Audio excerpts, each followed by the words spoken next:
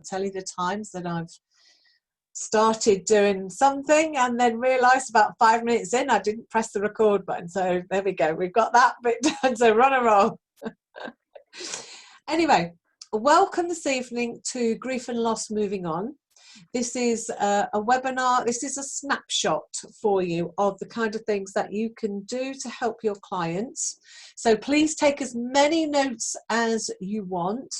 And ask as many questions as you would like to ask as you want. I will just go on, so please just interrupt me, because those of you that know me, Andrea and Anne, know that I will just go straight for it when I'm going. Okay, so this is about helping our clients to move on in life when they get a little bit stuck with grief or loss. Okay, so we're going to explore all that. But before we do that, you can follow me on Facebook. I have my personal account, which is Helen Bride. You can follow me on there or friend me on there. I also have a Pebbles Hypnotherapy page, so you can nip into there and like that page. There is also the Positive Hypnosis group that I run for therapists. It's only for therapists. Like yourself, where we talk about lots of different things. It's a support group where people can ask questions, and you know, people will hopefully jump in and, you know, give you answers. We've had that many times. I do a live chat once a week in there. Tomorrow I am talking about what am I doing tomorrow? Oh, using your clients' words tomorrow. Last week we did about recording and how to record. This week we're doing about using your clients' words. You can also follow me on Twitter. Apparently, I don't go on Twitter very often, but apparently you can find me at Helen Breward or Helen Breward Hypno or Pebbles Hypnotherapy. Any one of those will probably get me. You can also connect with me on LinkedIn. That's really good. Just type in Helen Breward and I should pop up. If not, if there's another Helen Breward, oh my God, I don't think the world's ready for two of me. Anyway, we'll be sharing today what is grief and loss and types of loss, when counselling is recommended. We'll be looking at some of the symptoms and how you can help, and I'm pretty sure we'll have time to do a little bit of hypnosis as well, so you can actually see the kind of things that you can do with your clients with hypnosis. Okay, so a few bits about me. If you don't know me that well, or you haven't known me long, I'm a former primary school teacher. I taught for 13 years from the ages of 5 to 11. I did an awful lot with the 10 to 11 year olds, the year sixes.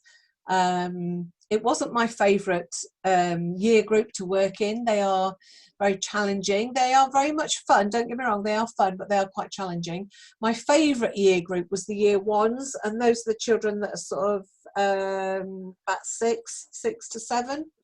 They were wonderful. I loved that age group. Yeah, sort of some of them were 5, 6, they're around about 6, but they were lovely. It's the year that follows on after reception, or in some countries it may be kindergarten. But I loved them at that age because you can sit and tell them anything and they believe you. I had so much fun with them. It's probably my mental age level too, which is probably near the mark. And of course at that age you can sit and tell them a story, and I used to tell them a story every single day, to sit with them and tell them a story. And I think that kind of plays very much into my own ethos. I love to tell clients stories too. I became a full-time hypnotherapist in July 2015.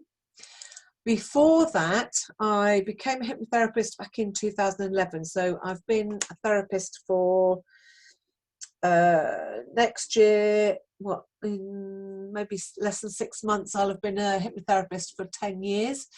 But it was when I met Sheila Granger back in, and some of you already know Sheila. I first met her back in, I think it was 2013, or was it 2012? I can't remember now. It was either 12 or 13. when I did her virtual gastric band course. And we just, I don't know, we kind of connected. I did quite a lot of things with her. I became one of her trainers. And back in 2014, she ran, I think it was the second mastermind group that she'd ever run. And I joined that, and I gave myself a year to build up my business enough to be able to leave teaching. And that's exactly what I did. And I would not have done that. I would not have achieved that. And I would not be where I am today if it hadn't have been for her and her guidance and basically doing everything that she told me to do. So, and you know, so I wouldn't swap anything now for what I've done at all, because it was so worth it, and it still is. You know, I thought I put crazy hours in as a teacher, but I put equally as many, if not more, crazy hours in as a hypnotherapist, and you know, that is wonderful. I absolutely love what we do in everything. It opens up so much. This is the clinic that I work from in the old part of Swindon. It's the sort of really ancient old part of the town. It's 3 stories. I was on the first floor, but because of COVID, the room that I used to use is way too small to allow for any kind of social distancing. So I'm now on the 3rd floor up here, not this room, but one right at the back of the building. And the staircase is really, it's not quite a spiral staircase, but it's not far off. Let's put it this way, I get my exercise in when I'm there on a Thursday. So I only go for 1 day a week at the moment. So, hang on, let's see if I can get that to work. Oh, you know what, there we go. These are some of the things that I've achieved since 2014, 2015.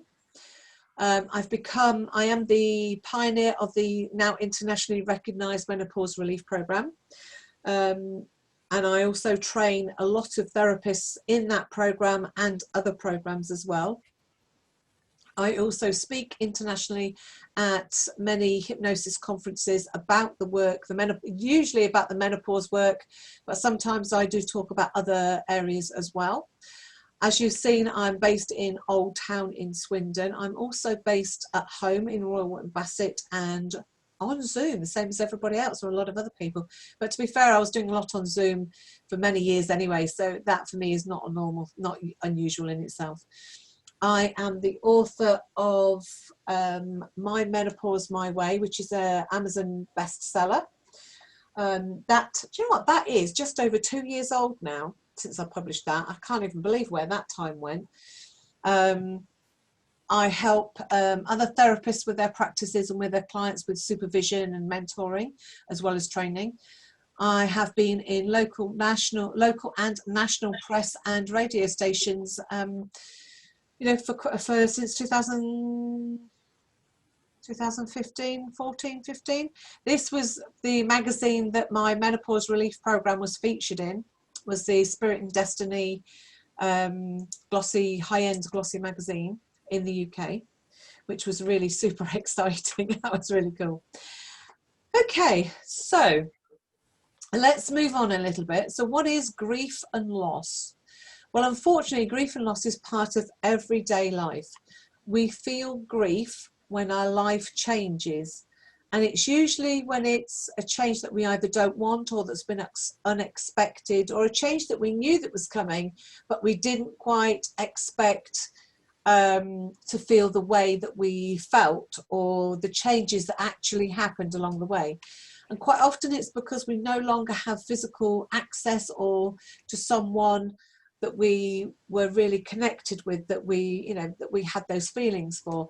It's that kind of loss of connection, loss of availability for a lot of things. And generally speaking, when I'm talking about this at the moment, this is about the loss of a death, a passing on. And that's why one of the reasons why we feel it so keenly is because we no longer have access to that person. You know, we can't just pick up the phone and have a good old chat for a long time. We can't nip round for a coffee. We can't just sort of go, oh, well, let's go for a spa day. Let's do this, let's do that. And that's part of the feelings of grief, is that we miss that person. You know, we can't see them, we can't hear them, we have no access to them.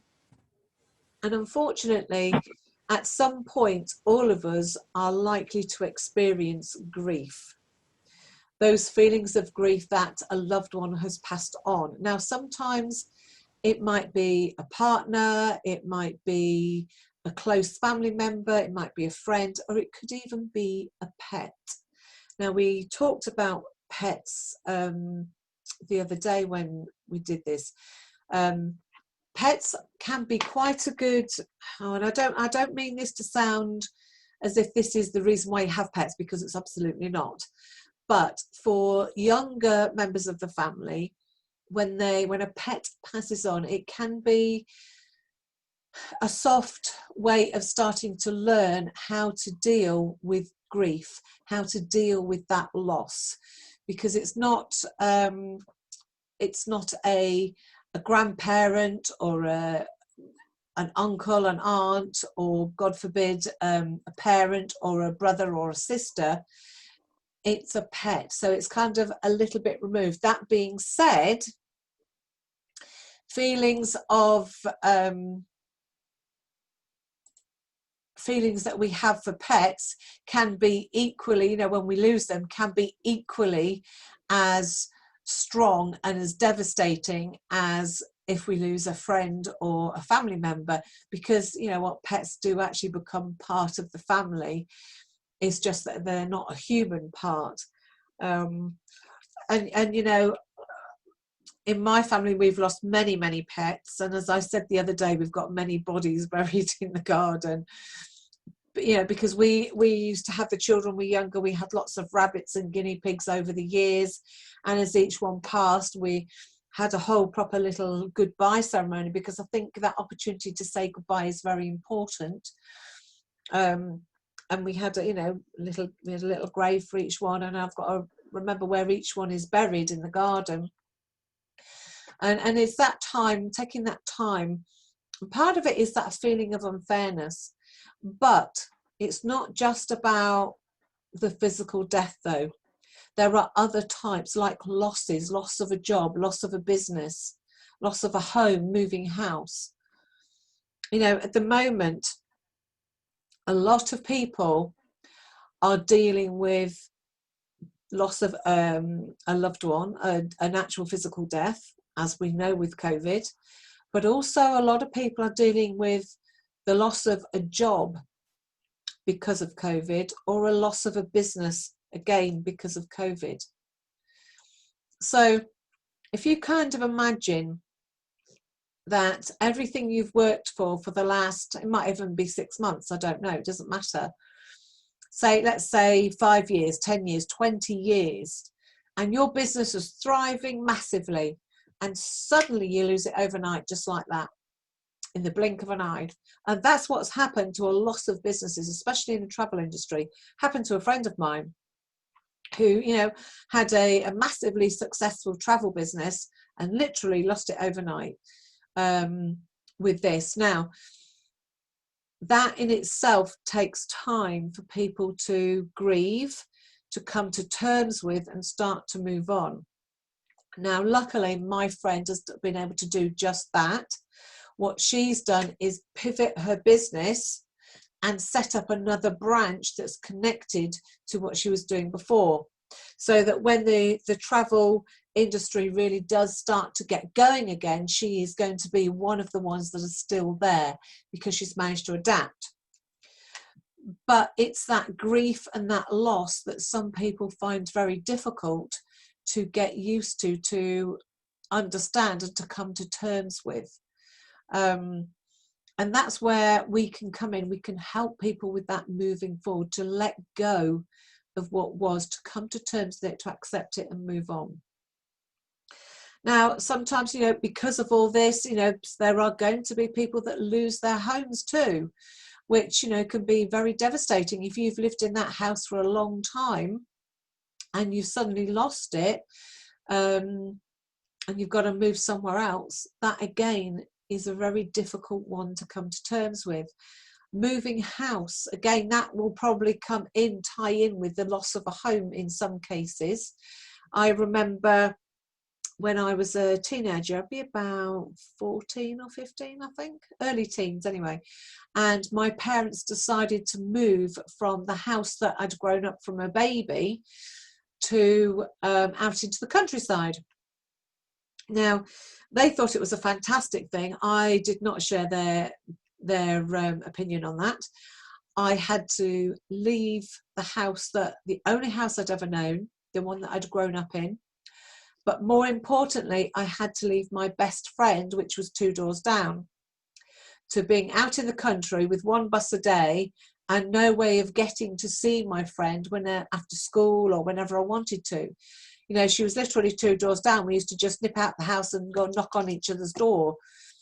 Or sometimes we used to open our bedroom window and yell down the street. But for me, that was the grief, because I didn't have access to my friend whenever I wanted to. You know, I don't, I think, we did have telephones then. That was when we had telephones. But speaking to them on the phone wasn't quite the same as sitting down on the side of we used to sit on the curb on the path, there'd be that curbstone. We used to sit on the curbstone and sit and have a good old chat, or we used to sit on the fence or walk along the fence. We used to do lots of different things. But it's missing that connection, that friendship. And again, that takes time to work through.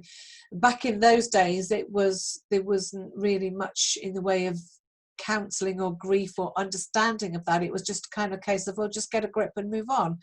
Nowadays, things are a bit different. We tend to understand more and are more accepting that people need to go through this process, and sometimes they actually need a little help to get through that process. But of course, there are many more types of loss and grief than the ones that we've mentioned. The ones that we've mentioned so far, I think I personally have been through every single one of them, and I'm sure a lot of you have too. But also at the moment, we have also going to find that there are going to be those clients that are grieving a loss of health. I was watching a news report a few days ago they were talking to a couple of people that had COVID. Must be 4 or 5 months ago, quite a while ago anyway. And both of them are still suffering with their health, with the underlying condition that it's left behind. They've got over the initial COVID bug itself, but it's the damage that it's done to their health that seems to be more lasting. And for the particular people that they were talking to, it was more or less, it was a chronic fatigue that they were dealing with, where they would get up in the morning and literally by the time they'd had their breakfast, they were ready to go back to bed again because they were so exhausted, kind of fatigue. And they found that they were very up and down. I mean, hopefully they can manage to get through that and their health can start to recover in time. But there could very well be a loss of health due to the actual COVID bug itself, or the repercussions of having the COVID bug, because it's affecting so many people in so many different ways. It's very difficult to say, yes, if you have COVID, you might get this. You know, some people don't even know they've had it, and that there are others that are hospitalized, and it doesn't seem to be any kind of rhyme or reason with it as far as I can make out. One of the other things that we may very well come across is loss of relationships too, because relationships over this lockdown period have been put under a tremendous amount of strain, because we never went into a relationship with anybody thinking that we were going to spend 24/7 with them for months and months and months on end without a break. And that's exactly what's happened. So, you know, for the best of relationships, it's very testing having somebody there, no matter how much you love them and you want to be with them. Having them there 24/7 can be very trying at the least, when you're locked in, not locked in as such, but when you're staying at home. I know there was a part of us can get out, but it's that needing that little bit of personal space that some people may not have had, and it may have pushed their relationship over the limit, and brought about a parting of the waves in some cases. And you may find that you may come across that too. And it's all, again, part of a grieving process and part of a loss. As we know, this year has been exceptional in many ways, but not the ways we expected it to be. You know, when I think back to January 20, the beginning of this year in January, it was shaping up to be a really exceptional year for everybody. It was going to be absolutely fantastic. But that's not how it's turned out. It has turned out to be a fantastic year for some people, but for the world in general, it's literally been, the world's flipped upside down, and things have changed so much. You know, people have literally had to change their livelihoods from one thing to another. Some people have lost them altogether. Some people have lost, or a lot of people have lost loved ones, family members. So there's been many, many struggles this year so far, and there are going to be many more struggles to deal with and to come to terms with in the coming months, probably the coming years actually, as a result of the effects of this year and everything that everybody has been through and is currently going through. Our job is to make sure that we are ready and prepared to help those people to overcome and to start moving forward in the most positive way, with that wonderful, great mental mindset that we are all capable of teaching our clients and helping our clients to attain. So 5 indications then that counselling is advisable. So if somebody comes to you and they are presenting with these kinds of symptoms, then it may be that you need to advise them to go and visit their doctor or their GP. These are just 5. There are a lot of other symptoms, a lot of other indicators that somebody may need to go and do a course of counselling before they come back to see you to help to move forward. Okay, suicidal thoughts. Most definitely, if somebody is having suicidal thoughts, you need to obviously talk to them a little bit about that. But really, they need to be going back to see their GP. They need to be going to see a counsellor. Now, suicidal thoughts is not that uncommon.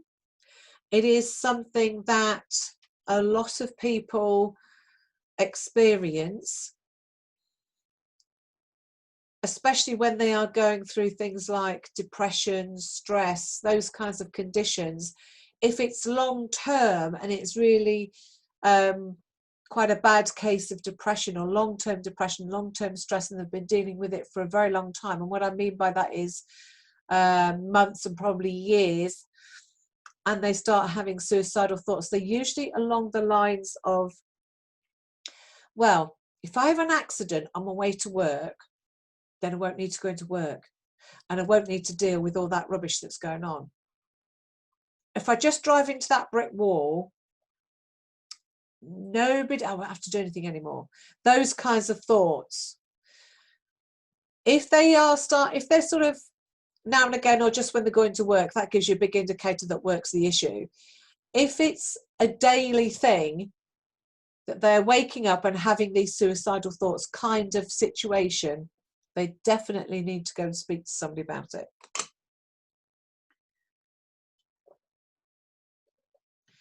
If you find that you're the person sat in front of you, you know, for them life just has no meaning at all, they withdraw from social interaction. As human beings, we need that social interacting. We need that social interaction because it's part of who we are. If they withdraw from society, if they are feeling sad and motivated and angry, it is part of grief. But if it's going on for sort of 6 months and more, then that's persistent grief. grief does take the time that it takes, there's no timetable for grief, unfortunately. It would be easy if we could say, right, you've got a week, off you go. By the end of that week, job done. It would be a lot easier if it was like that, but it's not. So if their grief goes on for sort of 6 months plus and there's no recovery process starting, then they need help. They need to start thinking about whether they would benefit from counselling. I would kind of say to them, I'd be inclined to say to clients, look, what I'd like you to do is to go and speak to a counsellor first and then come back to me, and I can help you to move forward, can help you with that mindset and teach you some tools that you've got to use practically if you start to feel any of those uncomfortable emotions again. Because what we have to remember is we always need to keep our clients' best interests at heart, their health and well-being, their mental well-being right in the forefront of our mind.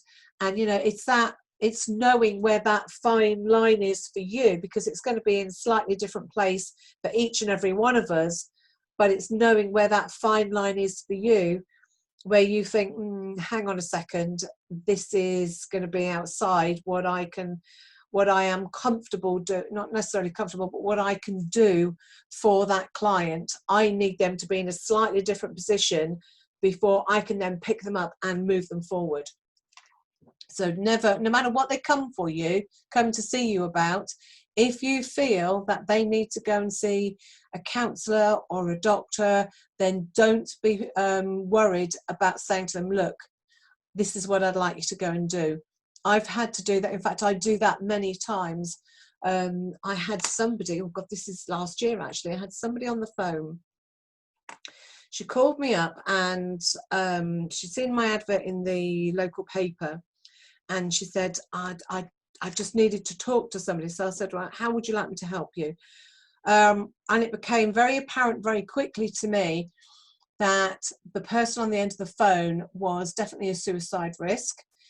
And while I was talking, I kept her talking on the phone while I found the number on my computer for the Samaritans. And I'm really annoyed at myself because I should have had that on my phone to be able to give her straight away. But I kept her talking for a little bit, got her to come down a little bit from where she was, gave her the number of the Samaritans and got her to read it back to me, so I knew she'd written it down. And I told her, made her promise that she would come off the phone and ring the Samaritans straight away, because I felt they were the best people or better people to help her than me. I couldn't help her. She was beyond what we can do as hypnotherapists or should be doing as hypnotherapists. As far as I'm aware, that's exactly what she did. I haven't heard from her since, but that doesn't matter. The point is, don't be afraid to say to somebody, look, this is what you need. Okay? So, what if you want to, let's just unmute you. So, what I thought that we could do, or you could do, what sort of experiences have you got with loss? What different types of loss have you all experienced? I lost my father nearly 20 years ago. After a short illness. He was in hospital. He was 58 when he died, and he was fighting fit. And yeah, he had a short illness. He was in hospital for about a month, and they didn't actually diagnose what he had until after he passed away. So yeah, that was a real shock and unexpected. And I was 6 months pregnant with my first child as well. Gosh. Yeah. Gosh, that must have been awful. Yeah, it was. But, you know, he wasn't unwell for very long. And we had the focus of my daughter, who was then born like 3 months later, which was, you know, something that we could all then focus on. Yeah. It's hard, isn't it? Because, and the reason why I'm asking you all this specific question is because we need to deal with our own stuff first. because the clients we have come through the door will push your buttons. You will come across one that pushes your button, and we need to keep that composure, especially when dealing with grief. And I'm saying that out of experience. I lost, not so much like you, Andrea, but I lost my mum 9 years ago. And I had this lady in for, I'm pretty sure it was weight loss. And it was, I think it was probably about 2 years after I'd lost my mum. And I thought I was absolutely fine. I didn't realise I had an issue. And I can't even remember what it was she said. Excuse me. She said something, and whatever it was that she said actually pushed a button that I had no idea was there. And I tell you what, I struggled unbelievably to keep my composure and to get through that session with her without bursting into tears. And that was when I realised that I needed to actually go and get counselling and get sorted, because we do need to make sure we've got our own issues sorted and put to bed, because we cannot, in those situations, you know, it is sometimes it's appropriate, I guess, but not many. But we do really need to keep our composure, because we are there to help our clients, not to have a bawling fit for ourselves. So, and it's not that we do it on purpose, it's just that you don't always know it's there. So this is why I'm asking you this question. Oh yes, cats, pets. Oh geez, yes. And I agree with you. Anne says they had to take their cat to the vets to be put to sleep just about a year ago. That is so tough. Although we knew that he was ill, wasn't going to get better, it was really a hard decision. And it is. Those blooming fur balls, you know, they creep under your skin, don't they? Absolutely. It does. Hit her husband very hard. He had him for 11 years, and the children living away from home. Oh God, he was the centre of attention. Yeah.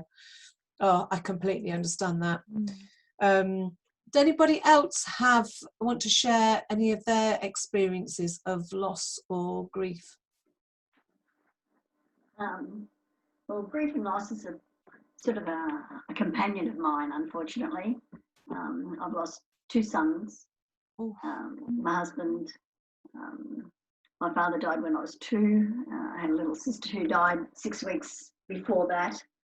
Okay. So, but hey, we're still here.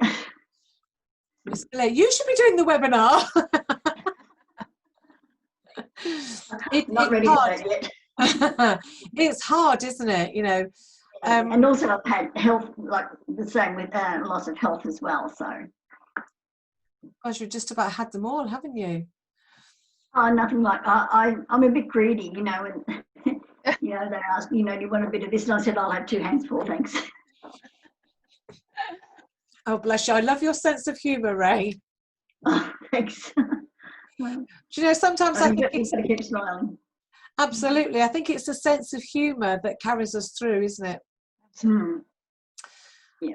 Anybody else want to share?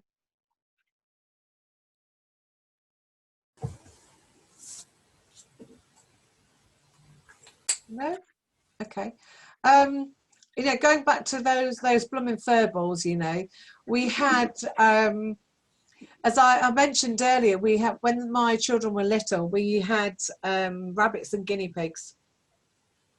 And our house was very much a refuge for waifs and strays. And we even down to goldfish to go in the outside ponds that we've got, frogs, you name it, we've had it in our house. You know, they've all appeared somewhere along the line as a stray. And we had, I rescued a rabbit and a guinea pig. The rabbit was absolutely fine, and we had him for quite a long time, for several years. The guinea pig we had for about 6 months. And when that guinea pig died, I broke my heart. That guinea pig, oh my God, he absolutely broke my heart. And he used to be out in his run, and if he heard the back door go, he used to squeak like mad at me, and I used to speak to him, and he used to squeak back, and we'd have a whole conversation. You know, and it was that I missed, I think. And for me, I think it was the unfairness because we'd only had him for a short space of time.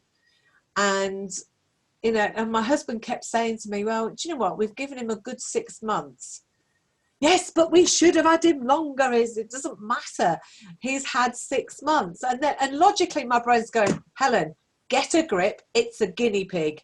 What are you getting into such a state for? But it's that connection. Those fur balls creep in under your skin and become part of the family, don't they? So I completely understand how those they really sort of upset you, and you know, it's really hard when they go. But this is why we need to make sure that we've got ourselves, you know, in good order to be able to help other people with our experiences. And Ray, gosh, you've got a wealth of experience. We can help our clients so much more by relating to our own experiences and how we felt, understanding how we felt. We can empathize so much more and, you know, understand the things that worked, the things that really annoyed us, the things that don't work, and those little tiny things that people go, well, how did you know? Because I've been there. I understand what it's like when people cross the road because they don't know what to say. That kind of thing. I know that's a one that most people know about anyway, but it's helping our clients with those little things that only those people that have been through the experience will understand and will know. Do you see what I mean? So the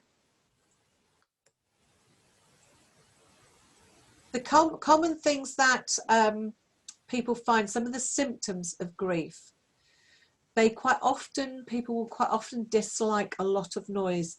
They like to just sit in the quiet, and you'll find that they sit literally and stare into space. You can lose hours just staring into space.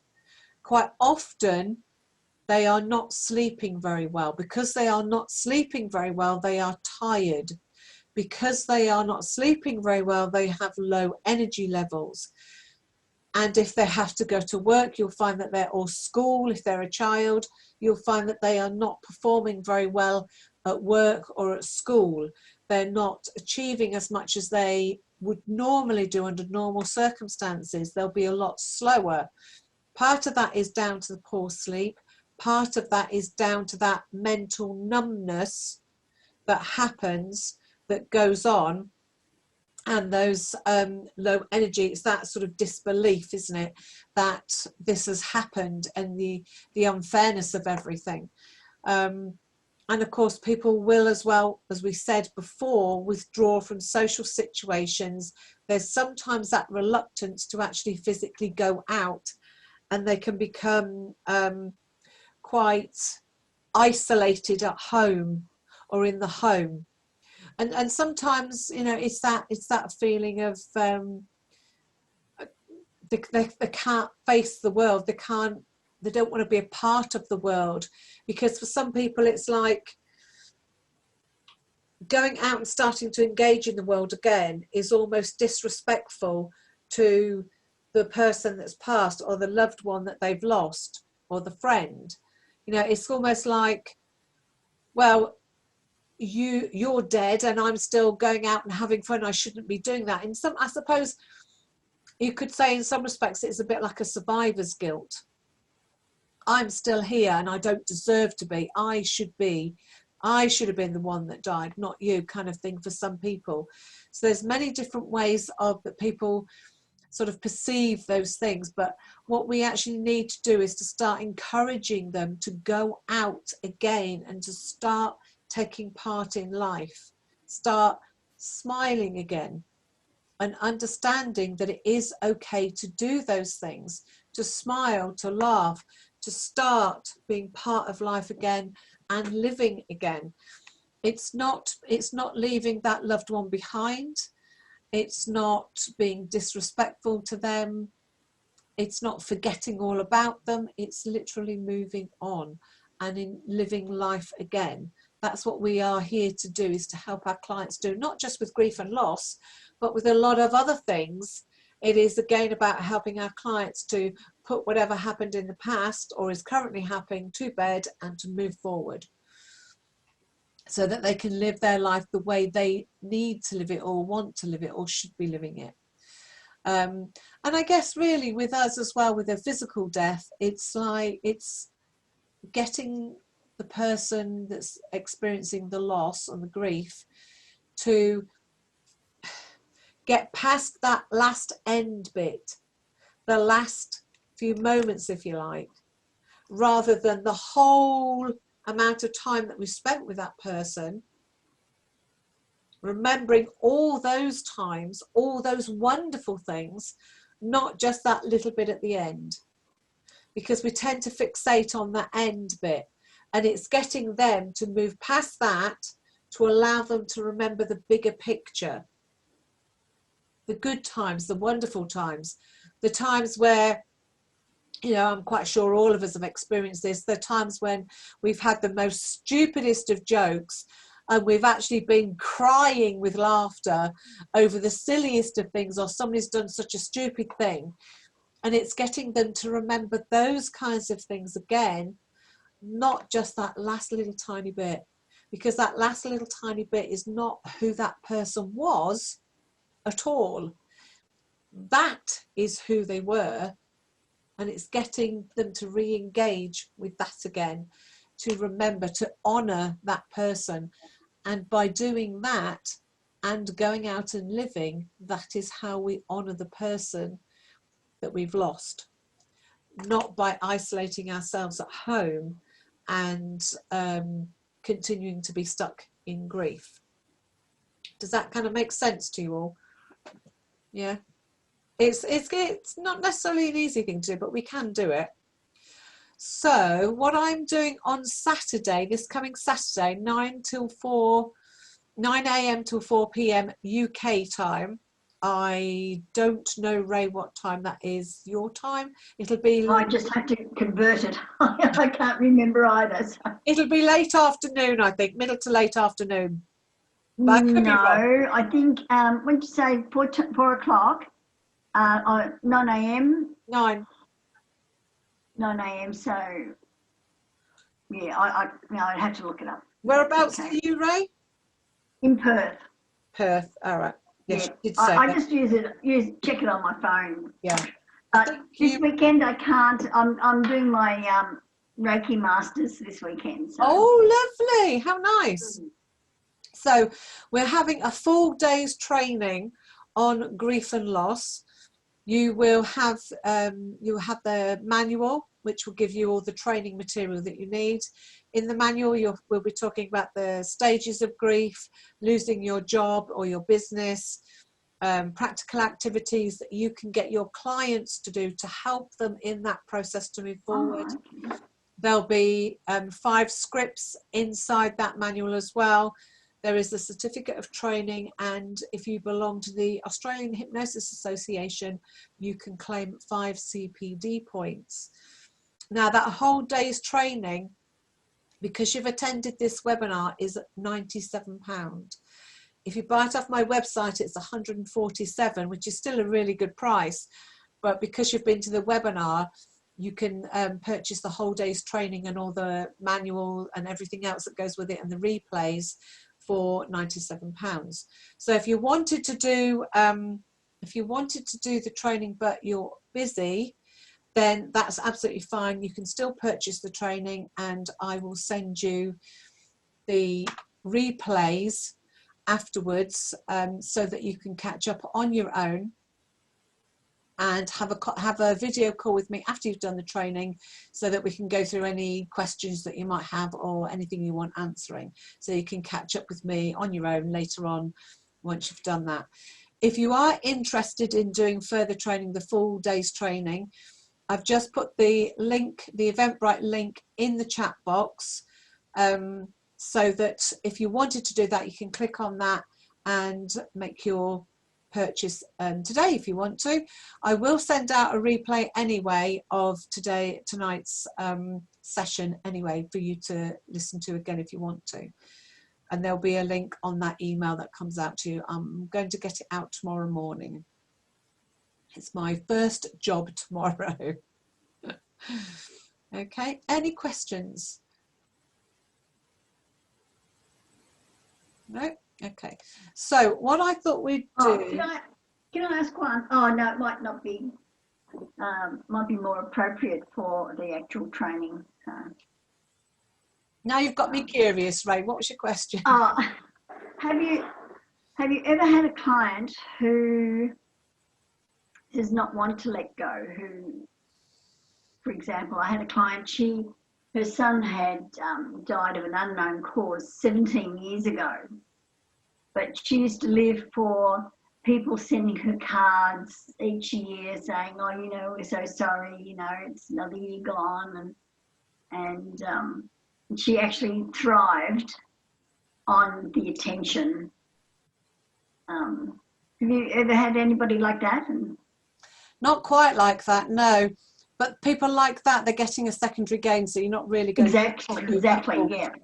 I did have somebody exactly like that, but it wasn't grief, it was depression. She came to me because she wanted to help with worrying, because she was over worrying.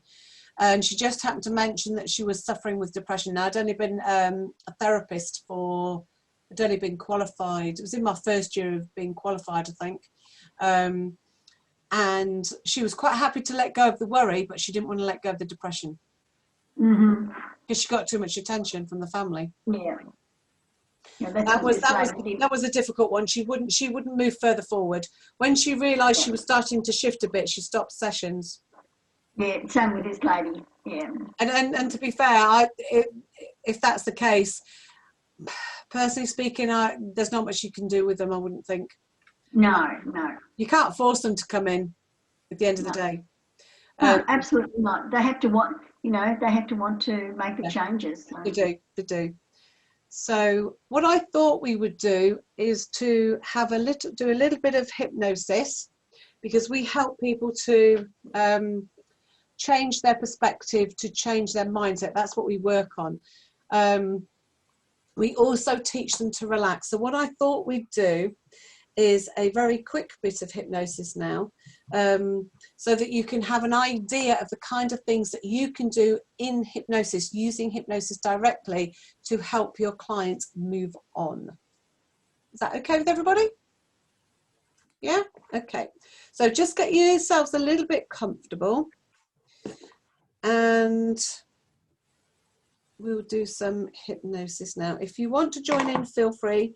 Equally, if you don't want to join in, that's equally fine too. Okay. So what I'd like you to do is just get yourself in a little bit more of a comfortable position. That's it.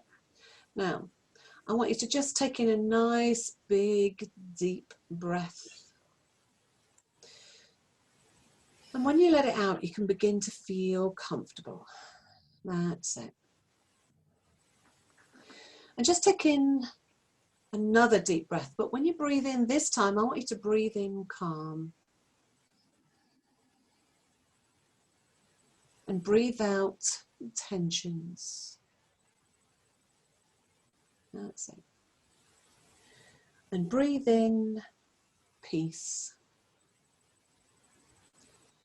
And breathe out stresses and worries.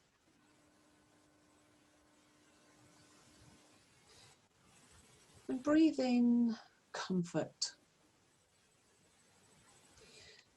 And as you breathe out, you can let go of any feelings of guilt or troubles.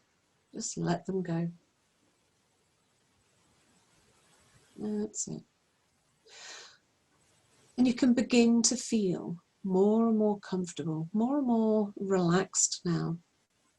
And I'd like you to imagine that sitting right on the top of your head now is all the comfort that you can imagine, all the relaxation you'd like to feel, and all the peace you wish you had. I'd like you to just feel that now on the top of your head, just waiting. You might begin to feel it like a hat, like a vibration or a tingle. Just sitting there waiting now, getting stronger and stronger. I'd like you to make that 10 times stronger. Just with your powerful imagination, making it stronger, stronger and stronger. That's it. And in a minute, not now, but in a minute, I'm going to count to 3. And when I get to 3, you can send that relaxation all the way down to your toes. But for now, all I want you to do is just to focus on that breath, that breathing, and be aware of how strong that peace and comfort is feeling on the top of your head. So now, I'm going to count to 3. And when I get to 3, you can send all that comfort, that peace, that relaxation, all the way down to your toes. So 1, 2, and 3. Send that relaxation all the way down to your toes now, all the way down. And as that whooshes down your body, you feel yourself relaxing more and more, feeling more and more comfortable, more and more peaceful, all the way down. And it's comforting to know that you can do that so easily, so quickly, as you just continue to drift. And as you continue to drift, I'd like you to imagine that you're on that set of steps, and I'm going to count to 5. When I get to 5, you'll find yourself in your special place. Now that might be the beach, it might be the countryside, it might be a wonderful meadow full of wild flowers and a gloriously sunny day. But whatever it is, you'll find yourself there, feeling even more peaceful and calmer. So 1, just allowing any thoughts to drift away. 2, feeling that sense of comfort and peace.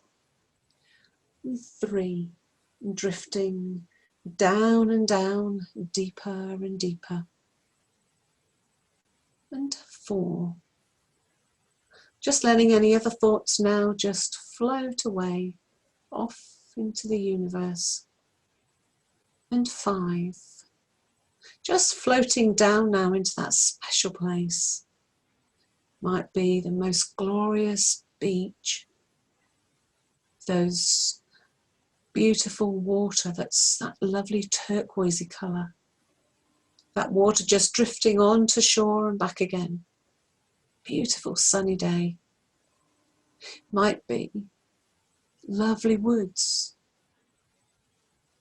with the tall trees and that dappled shade. You can hear the birds. It might be a most beautiful, calming meadow full of beautiful wild flowers, poppies, cornflowers, buttercups, daisies, thistles, that beautiful purpley top. Gloriously sunny day, in your favourite kind of day. And I'd like to get yourself nice and comfortable there. Just maybe sitting on a lovely seat or on the ground, it doesn't matter. If you're on the beach, you might even be swinging in a hammock, just lazing the day away. And while you're there, feeling so comfortable and peaceful, I'd like to tell you, really tell you now, that part of you deep down that knows all about you, that it's okay to smile. It's okay to be okay.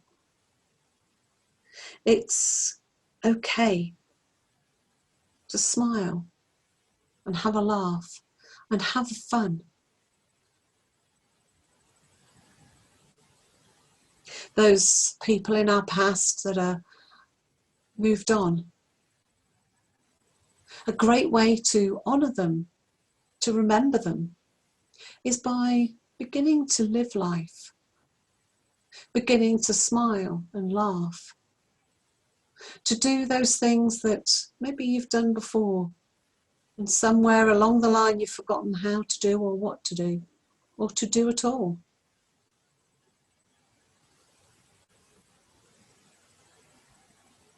You see, when we smile, when we live life, when we engage with life, we honour those people in our past. We honour those memories. We remember the good times. We remember the big picture, who they were. It's okay to let go of the end and move forward and smile.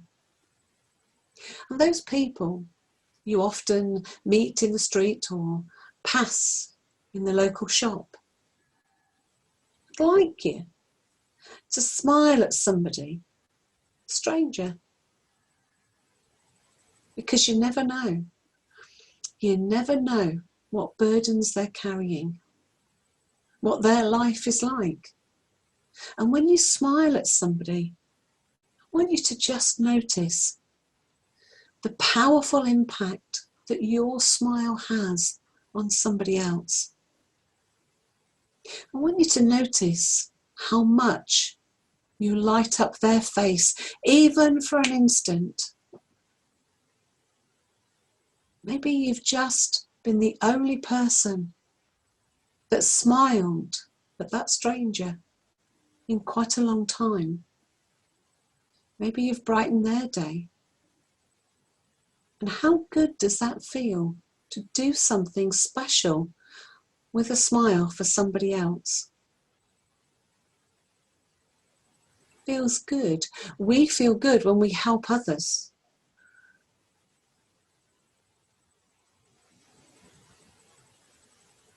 And I want you to think, what would you like to do today or tomorrow?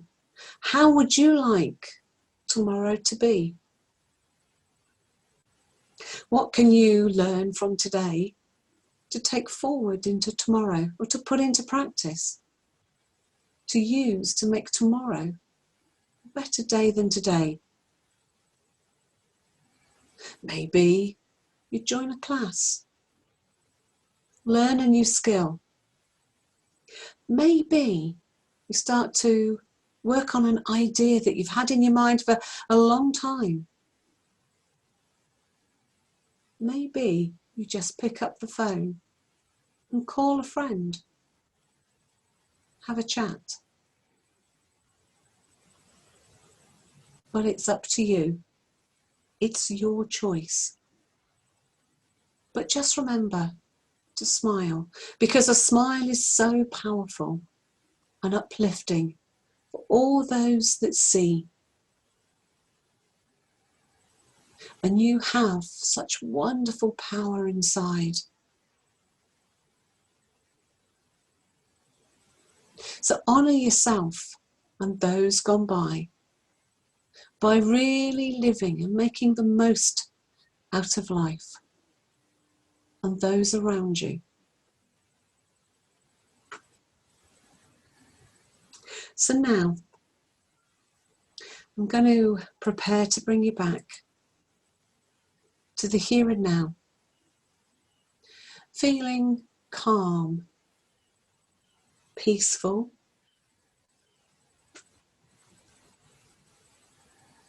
and a smile on your face.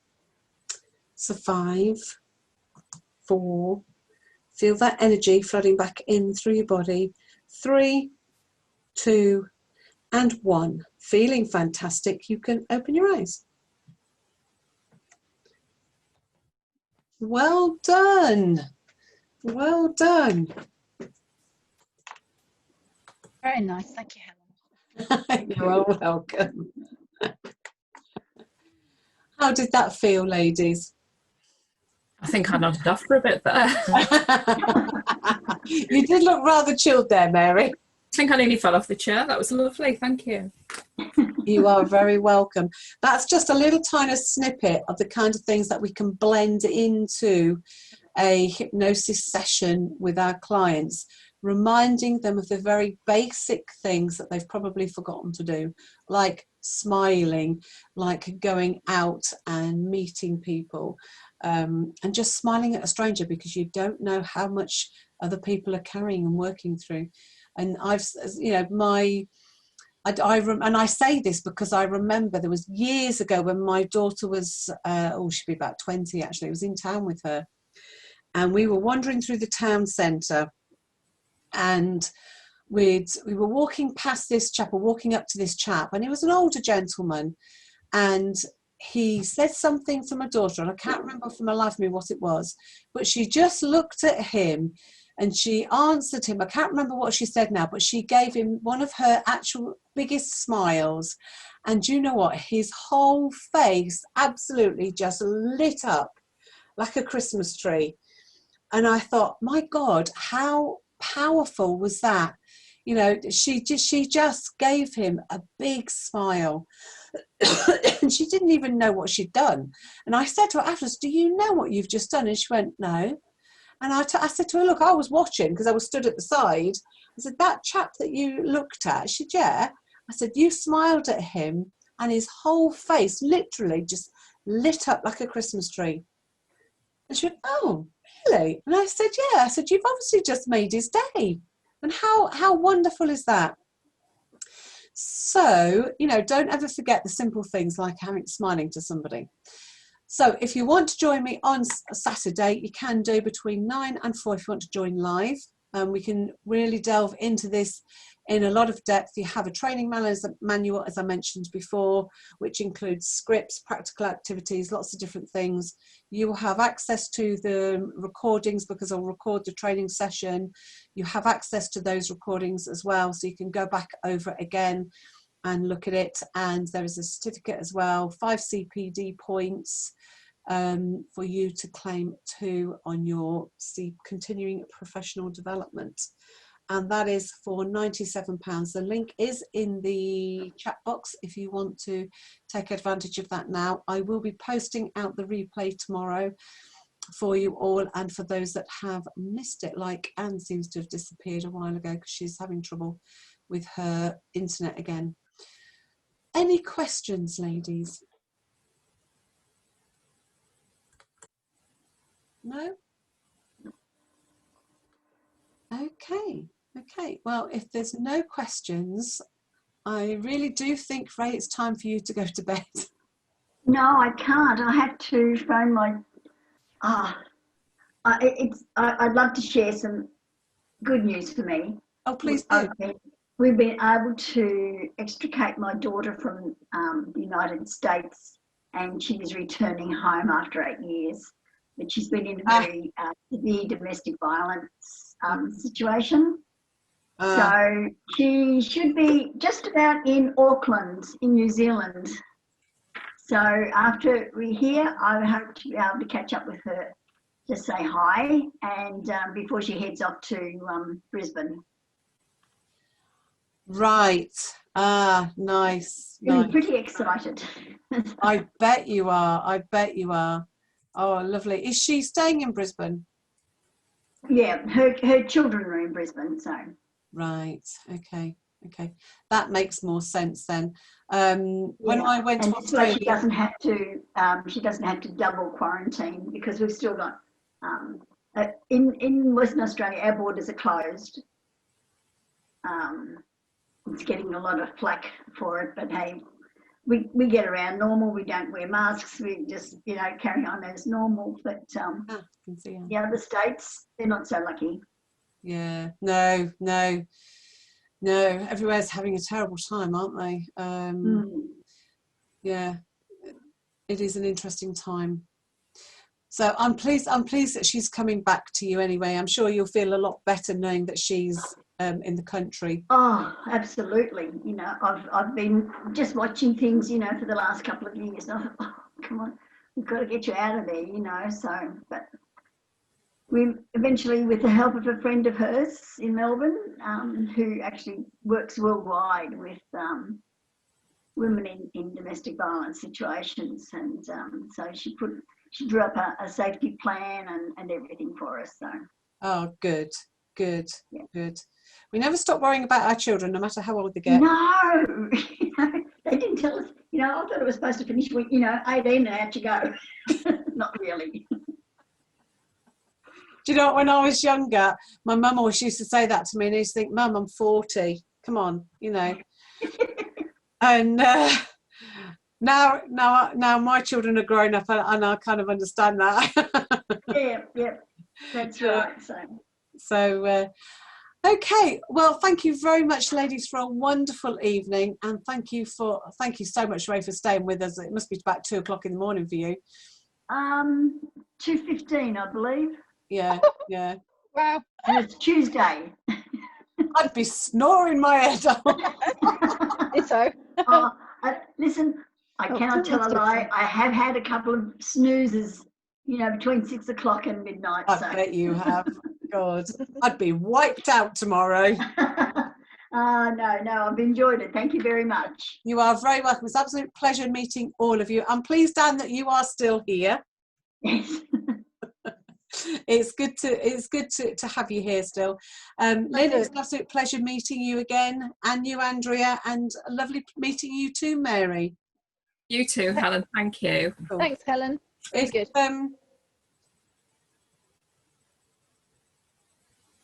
Right. Okay. Yes, Lynn. Cool. So, Lynn, did you do the training last time?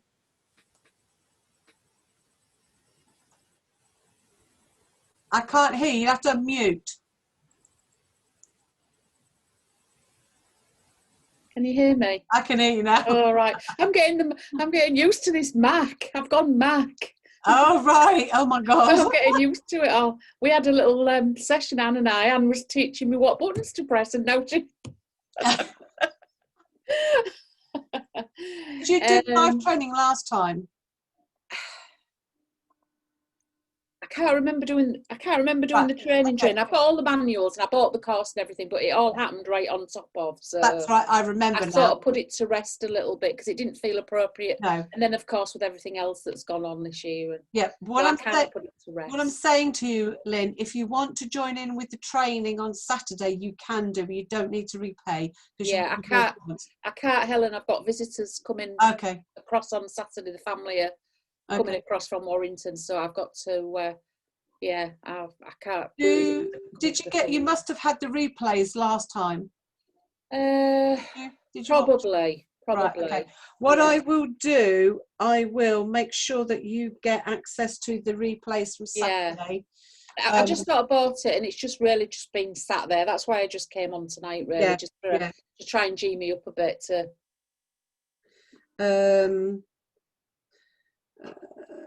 So check them.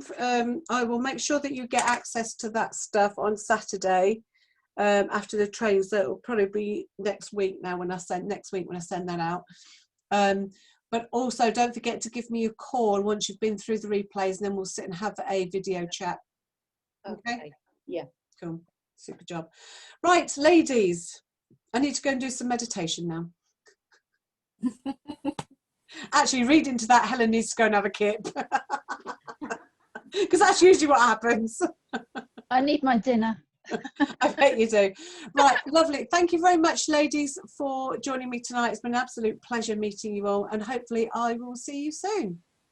Thank you. Take care. Bye. Bye. Bye.